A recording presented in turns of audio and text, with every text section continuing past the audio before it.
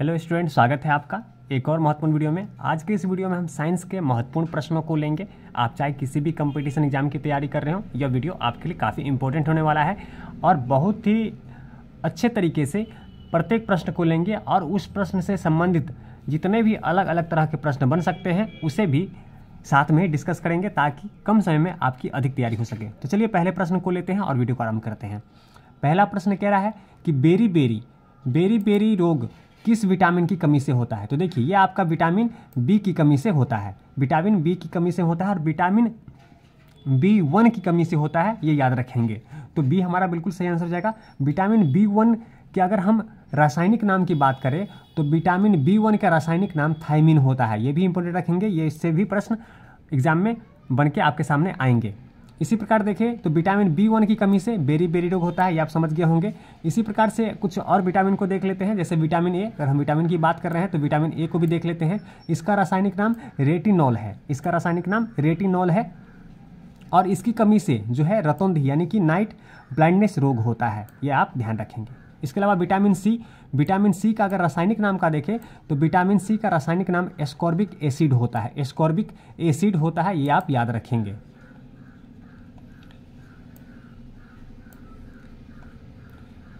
इसके अलावा देखिए तो विटामिन B12 इसका अगर हम रासायनिक नाम देखें तो इसका रासायनिक नाम साइनोकोबालामिन है, साइनोकोबालामिन इसका रासायनिक नाम है। और वर्षा के जल में जो है विटामिन B12 अधिकतर पाया जाता है। तो इस तरह के कुछ पॉइंट हैं जो आपको हमेशा याद रखने चाहिए, इससे संबंधित प्रश्न एग्जाम में पूछ लिए जाते हैं।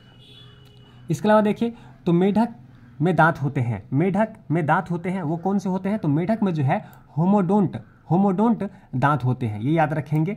इस तरह के प्रश्न एग्जाम में पूछे जाते हैं।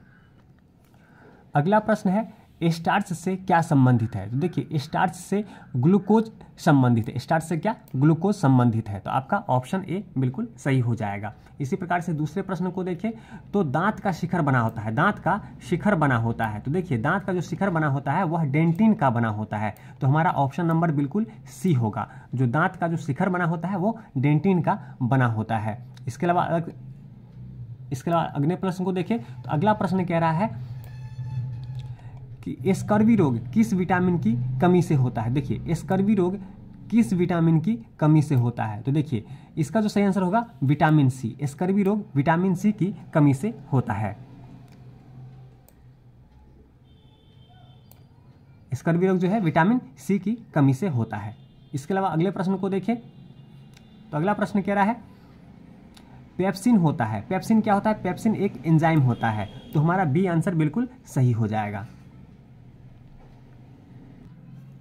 अगला प्रश्न कह रहा है कि वह कौन सा तत्व है जो दंत इनेमल को कठोर बनाता है। तो देखिए दंत इनेमल को जो है फ्लोरीन, जो कि हमारा ऑप्शन नंबर बी है, फ्लोरीन क्या करता है? दंत इनेमल को कठोर बनाता है, तो हमारा बी ऑप्शन बिल्कुल सही हो जाएगा।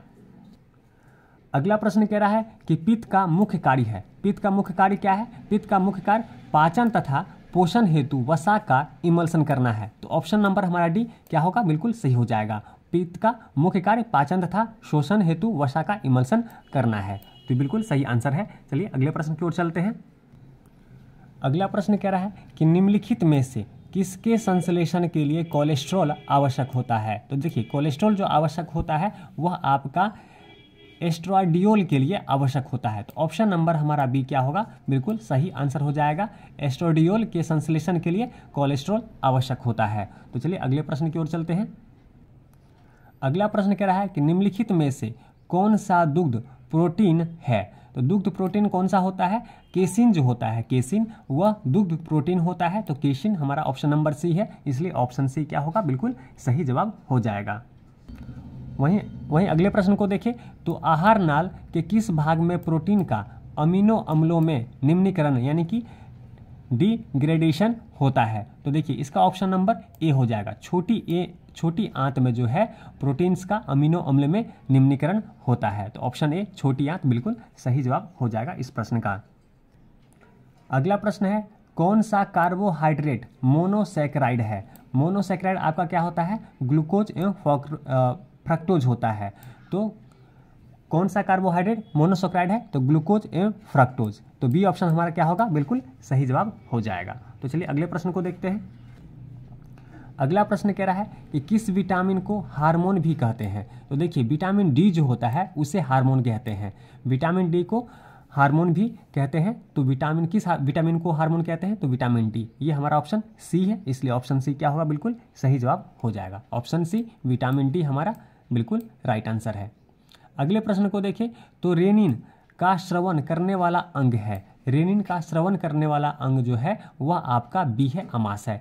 अमाशय जो है रेनिन का स्रवण करता है, इसलिए हमारा बी ऑप्शन बिल्कुल राइट हो जाएगा, बिल्कुल सही आंसर हो जाएगा। वहीं आगे देखिए तो मनुष्य के शरीर में निष्क्रिय अंगों का समूह है। तो निष्क्रिय अंगों का समूह कौन कौन सा है? तो ऑप्शन नंबर हमारा सी हो जाएगा, जिसमें निमेषक पटल, कृमि रूप से परिशोषित कर्णपेशियां और ऑक्सी अस्थि जो है यह हमारा बिल्कुल राइट आंसर होगा। तो इस तरह के प्रश्न में एग्जाम में पूछे जाते हैं और काफ़ी इंपॉर्टेंट होते हैं, चाहे आप बीपीएससी का एग्जाम दो, चाहे आप किसी भी पुलिस चाहे कांस्टेबल हो, एसआई पद के लिए आप एग्जाम दे रहे हो, सीआरपीएफ पद के लिए एग्जाम दे रहे हो, चाहे किसी प्रकार के कंपटीशन एग्जाम की आप तैयारी कर रहे हो, तो इस तरह के प्रश्न आपको निश्चित रूप से पढ़े होने चाहिए, तभी आप उसके उत्तर दे पाएंगे। अगला प्रश्न कह रहा है कि मरुणोद्भव भवन मिलता है। तो यह ऑप्शन नंबर हमारा डी प्लेनेरिया में मिलता है। ठीक है, तो बिल्कुल सही आंसर हमारा ऑप्शन नंबर डी हो जाएगा। संवृत्ति अंग हैं, संवृत्ति अंग हैं किसके? तो देखिए चमगादड़ के पंख व तितली के जो पंख होते हैं वे क्या होते हैं? संवृत्ति अंग होते हैं। तो ऑप्शन नंबर ए हमारा क्या होगा? राइट हो जाएगा। अगले प्रश्न को देखें तो कौन सी हार्मोनल बीमारी है? तो कौन सी हार्मोनल बीमारी है? तो इसका जो सही जवाब होगा आपका ऑप्शन नंबर बी, घेंघा जो है वो क्या है? हार्मोनल बीमारी है। ऑप्शन नंबर बी बिल्कुल राइट आंसर हो जाएगा। इसके अलावा देखिए तो डार्विनिज्म क्या है? डार्विनिज्म क्या है? तो देखिए डार्विन ने क्या कहा था और उसके सिद्धांत को हम किस नाम से जानते हैं? तो ये हम जानते हैं प्राकृतिक चयनवाद। प्राकृतिक चयन जो कि ऑप्शन नंबर सी है और सी हमारा क्या होगा? इस प्रश्न का राइट आंसर हो जाएगा। अगला प्रश्न है कि जब दो जीव साथ रहे, एक को लाभ हो तथा दूसरे को कोई लाभ न हो तो कहलाता है। तो देखिए जब दो जीव साथ रहे, एक को लाभ हो दूसरे को लाभ न हो, तो उसे हम कॉमेंसिलिज्म कहते हैं। कॉमेंसिलिज्म कहते हैं, जो कि ऑप्शन नंबर हमारा क्या है? डी है। तो डी हमारा क्या होगा? राइट आंसर हो जाएगा। अगला प्रश्न है कि भूमि अपरदन की रोकथाम संभव है। तो देखिए भूमि अपरदन का जो रोकथाम संभव है वह आपका पुनः वन रोपण से है। तो ऑप्शन नंबर ए ही हमारा बिल्कुल क्या होगा? इस प्रश्न का राइट आंसर हो जाएगा। अभी देखिए हमने पढ़ा था डार्विन का सिद्धांत। तो डार्विन का सिद्धांत था किससे संबंधित था? तो देखिए प्राकृतिक चयनवाद से संबंधित था। ठीक है, प्राकृतिक चयनवाद से संबंधित था डार्विन का सिद्धांत, इसलिए बी ऑप्शन हमारा क्या होगा? इस प्रश्न के लिए राइट आंसर हो जाएगा। आगे प्रश्न कह रहा है कि और की ऑप्टेरिक्स किसका संयोजन था? तो ऑप्शन नंबर डी सरीसृपों एवं पक्षियों का। ऑप्शन नंबर डी क्या होगा? बिल्कुल राइट आंसर हो जाएगा। आगे देखें तो सूर्य के प्रकाश में पराबैंगनी विकिरण की क्रिया से क्या उत्पन्न होता है? तो देखिए ऑप्शन नंबर बी ओजोन जो है इस प्रश्न का राइट आंसर है। ओजोन हमारा इस प्रश्न के लिए राइट आंसर हो जाएगा। वन पारिस्थितिकी तंत्र में हरे पौधे होते हैं। तो आपको बताना है कि मूल उत्पाद होते हैं, मूल उपभोक्ता होते हैं, अपघटक होते हैं या उत्पादक होते हैं। तो देखिए उत्पादक होते हैं। जो वन पारिस्थितिकी तंत्र में जो हरे पौधे होते हैं वे क्या होते हैं? उत्पादक होते हैं। तो ऑप्शन नंबर डी हमारा क्या होगा? इस प्रश्न का राइट आंसर हो जाएगा। आगे प्रश्न कह रहा है कि जीवों तथा वातावरण के पारिस्थितिकी संबंधों का अध्ययन कहलाता है। तो देखिए इकोलॉजी कहलाता है। जीवों तथा वातावरण के पारिस्थितिकी संबंधों का अध्ययन क्या कहलाता है? इकोलॉजी कहलाता है। तो बी ऑप्शन हमारा क्या होगा? बिल्कुल राइट हो जाएगा। अगले प्रश्न को देखें तो अगला प्रश्न कह रहा है कि निम्नलिखित में से किस युग में कोई जीवन नहीं था? काफी इंपॉर्टेंट है। निम्नलिखित में से किस युग में कोई जीवन नहीं था? तो देखिए एंजॉइक काल जो था, बी ऑप्शन एंजॉइक काल इस प्रश्न का राइट आंसर होगा। एंजॉइक आप इसे याद रख सकते हैं ट्रिक से। एंजॉय जिस समय कोई एंजॉय ही नहीं होता था उसी समय क्या था? कोई जीवन काल नहीं था। तो एंजॉय से एंजॉय याद रखेंगे, बिल्कुल राइट आंसर है बी ऑप्शन। अगला प्रश्न कह रहा है कि उत्परिवर्तन यानी कि म्यूटेशन थ्योरी प्रस्तुत किया गया था किसके द्वारा? उत्परिवर्तन जो थ्योरी था वह प्रस्तुत किया गया था आपका हुगो डी व्रीज द्वारा, यानी कि ऑप्शन नंबर डी बिल्कुल राइट आंसर है। डी व्रीज बिल्कुल राइट आंसर है, याद रखेंगे। यहाँ कुछ और प्रश्नों को डिस्कस कर लेते हैं। जैसे ग्रेगर जॉन मंडल जो थे उनको अनुवांशिकी का पिता क्या कहा जाता है, तो ये भी आप याद रखेंगे। 1 माइक्रोन में होता है, 1 माइक्रोन में होता है कितना मिमी होता है, आपको ये बताना है। तो 1 माइक्रोन में 1/1000 मिमी होता है, millimetre 1000 micro, sorry, option number A आपका बिल्कुल राइट आंसर होगा इस प्रश्न के लिए। चट्टानों पर रंगीन चित्रकारी सर्वप्रथम किसने की? तो देखिए, चट्टानों पर रंगीन चित्रकारी सर्वप्रथम किसने की, तो ये आपका आंसर हो जाएगा क्री-मैगनॉन मानव जो थे, क्री-मैगनॉन मानव, इन्होंने ही सर्वप्रथम चट्टानों पर रंगीन चित्रकारी किया था। तो ऑप्शन नंबर ए हमारा क्या होगा, बिल्कुल राइट आंसर हो जाएगा। इसके अलावा देखिए, तो बचाव एवं भोजन पकाने के लिए सर्वप्रथम अग्नि का प्रयोग किसने किया था? तो अगर हम इसका उत्तर देखें तो जो जावा मानव है, इन्होंने बचाव एवं भोजन पकाने के लिए सर्वप्रथम अग्नि का प्रयोग किया था, ऐसा साक्ष्य हमें प्राप्त हुआ है। तो जावा मानव बिल्कुल क्या होगा, इस प्रश्न के लिए राइट आंसर हो जाएगा। अगले प्रश्न को देखें तो मानव विकास कहाँ हुआ? मानव विकास जो आपका है वह मध्य एशिया में हुआ, बिल्कुल बी आंसर आपका बिल्कुल सही रहेगा और इसे याद रखिएगा। निम्नलिखित में से कौन आधुनिक मानव का सबसे निकट संबंधी है? निम्नलिखित में से कौन आधुनिक मानव का सबसे निकट संबंधी है? तो देखिए, बी ऑप्शन जो है गोरिल्ला, ये आप भी समझ सकते हैं ऑप्शन पढ़ के, यही आंसर होगा। तो गोरिल्ला बिल्कुल राइट आंसर है इस प्रश्न का। किस अवस्था में एरिथ्रोब्लास्टोसिस फीटेलिस रोग गर्भपात कर सकता है? तो देखिए, ऑप्शन नंबर इसका सी याद रखिएगा, जब RH+ पति हो तथा RH- पत्नी हो, ऐसी अवस्था में जो है रोग में गर्भपात कर सकता है। तो इस प्रश्न का राइट आंसर बिल्कुल ऑप्शन नंबर हमारा सी होगा। अगला प्रश्न कह रहा है कि उत्परिवर्तन यानी कि म्यूटेशन का कारण है। तो उत्परिवर्तन जो है क्या है आपका, क्रोमोसोम में परिवर्तन, जीन में परिवर्तन, DNA में परिवर्तन। तो उपयुक्त सभी, ये सभी कारण क्या है, उत्परिवर्तन के कारण है। तो ऑप्शन A, B, C यानी कि उपयुक्त सही सभी, ऑप्शन नंबर डी दे रखा है, तो उपयुक्त सभी इस प्रश्न का उत्तर हो जाएगा। इसके अलावा देखिए, तो पैलियोंटोलॉजी अध्ययन है, पैलियोंटोलॉजी में किस का अध्ययन करते हैं? तो पैलियोंटोलॉजी में हम जीवाश्मों का अध्ययन करते हैं। तो ऑप्शन नंबर हमारा क्या होगा, डी बिल्कुल सही हो जाएगा। अगले प्रश्न को देखें तो डायनासोरों का सुनहरा काल किस महाकल्प को कहते हैं? तो देखिए, डायनासोरों का जो सुनहरा महाकल्प है वो ऑप्शन नंबर डी मीसोजोइक काल जो है, मीसोजोइक काल, यह डायनासोरों के लिए सुनहरा काल माना जाता है। और इसी काल को जो है रेप्टाइलों के लिए भी सुनहरा काल कहा जाता है। इसके अलावा देखिए अगले प्रश्न को, तो जीवन की उत्पत्ति किस महाकल्प में हुई थी? जीवन की उत्पत्ति किस महाकल्प में हुई थी? तो इसका उत्तर हो जाएगा प्री कैम्ब्रियन काल में जो है जीवन की उत्पत्ति हुई थी। आधुनिक मानव के अभिनव पूर्वज थे, आधुनिक मानव जो है उनके अभिनव पूर्वज, निकटतम पूर्वज कौन थे? तो आधुनिक मानव के जो पूर्वज हैं वो मैग्रॉन मानव है। कौन है? मैग्रॉन मानव है, जो कि ऑप्शन नंबर हमारा सी है और ये इस प्रश्न का क्या होगा, राइट आंसर हो जाएगा। मानव की उत्पत्ति किस युग में हुई है, ये आपको बताना है। तो मानव की जो उत्पत्ति है वह आपका प्लायोसीन युग में हुई है, प्लायोसीन, यानी कि ऑप्शन नंबर सी हमारा है, बिल्कुल राइट आंसर हो जाएगा। अगले प्रश्न को देखें तो हीमोग्लोबिन में कौन सी धातु होती है? तो देखिए, हीमोग्लोबिन में Fe धातु यानी कि आयरन धातु होता है, ठीक है, ये चीज़ आप याद रखेंगे। Fe की कमी से क्या होता है, ये भी याद रखिएगा, इसे भी प्रश्न बनते हैं। Fe की कमी से एनीमिया रोग होता है, Fe की कमी से एनीमिया रोग होता है, ठीक है, ये चीज़ आप याद रखेंगे। इसके अलावा देखिए तो गुणसूत्रों पर जीनों की उपस्थिति का क्रम है। तो गुणसूत्रों पर जो जीनों की उपस्थिति का जो क्रम होता है वह क्या होता है, आपका रेखाकार होता है, लाइनर होता है। ऑप्शन नंबर सी क्या होगा हमारा इस प्रश्न का राइट आंसर हो जाएगा। इसके अलावा देखिए तो AB रुधिर वर्ग के व्यक्ति का रुधिर दिया जा सकता है। तो देखिए, AB रुधिर वर्ग के व्यक्ति का रुधिर दिया जा सकता है, किसको? AB को ही दिया जा सकता है, AB को ही दिया जा सकता है। आप ये भी याद रखेंगे कि AB ब्लड ग्रुप को यूनिवर्सल एक्सेप्टेड ग्रुप कहा जाता है। AB जो है सभी से ले सकता है लेकिन सभी को दे नहीं सकता है, ये चीज़ याद रखेंगे। इसके अलावा एक और महत्वपूर्ण बात याद रखेंगे इस ग्रुप के लिए कि ए बी ब्लड ग्रुप में जो है एंटीबॉडी प्रतिरक्षी जो है सो नहीं होता है, ठीक है। और ओ ब्लड ग्रुप में जो है एंटीजन यानी कि प्रतिजन नहीं होता है। ये भी काफ़ी इंपॉर्टेंट है, इसे भी संबंधित प्रश्न पूछे जाते हैं, इसे भी संबंधित प्रश्न बन के एग्जाम में आते हैं, इसलिए याद रखेंगे।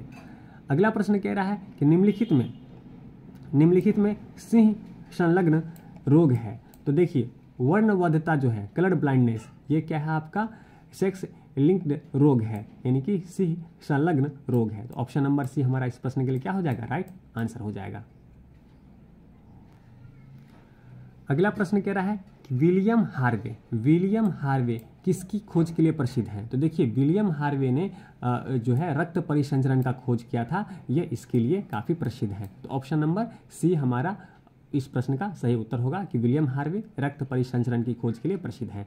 वहीं देखिए तो एंटीजन क्या है, तो आपसे पूछ रहा है एंटीजन क्या है। तो एंटीजन क्या है, एंटीबॉडी के निर्माण हेतु उत्प्रेरक है। तो ऑप्शन नंबर सी हमारा इस प्रश्न का क्या होगा, राइट आंसर होगा। अगला प्रश्न कह रहा है कि कौन सा अंग रोगाणुओं का विनाश करता है तथा शरीर का पुलिस रक्षक कहलाता है। तो आप याद रखेंगे जो यकृत है इससे यह क्या है, रोगाणुओं का विनाश करता है तथा पुलिस का रक्षक कहलाता है, ठीक है। अगले प्रश्न को देखें तो मनुष्य में मादा अस्पष्ट युग्मनज का संगठन होता है। तो ऑप्शन नंबर ए 22+X बिल्कुल राइट आंसर हो जाएगा। टर्नर सिंड्रोम्स होता है, तो ऑप्शन नंबर ए XO इसका बिल्कुल राइट आंसर हो जाएगा। अगला प्रश्न कह रहा है कि हीमोफीलिया रोग होता है, तो ये होता है आपका अनुवांशिकी तथा सिंह संलग्न के कारण। तो ऑप्शन नंबर ए जो कि है आपका राइट आंसर हो जाएगा। पिता ए रुधिर वर्ग और माता बी वर्ग की हो तो उनकी संतानों में कौन सा रुधिर वर्ग संभव है। तो देखिए अगर पिता ए रुधिर वर्ग का हो और माता बी रुधिर वर्ग का हो तो ए बी ओ और ए बी चारों ग्रुप में से कोई भी हो सकता है, इसलिए ऑप्शन नंबर डी क्या होगा इस प्रश्न का राइट आंसर हो जाएगा।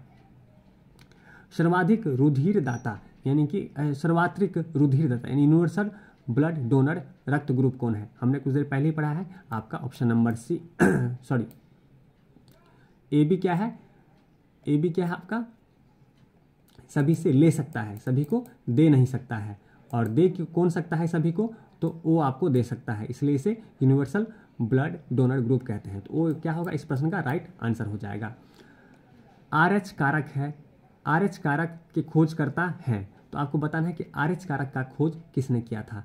तो लैंड स्टीनर जो बिनर थे इन्होंने RH कारक का खोज किया था, इसलिए ऑप्शन नंबर डी बिल्कुल राइट आंसर हो जाएगा।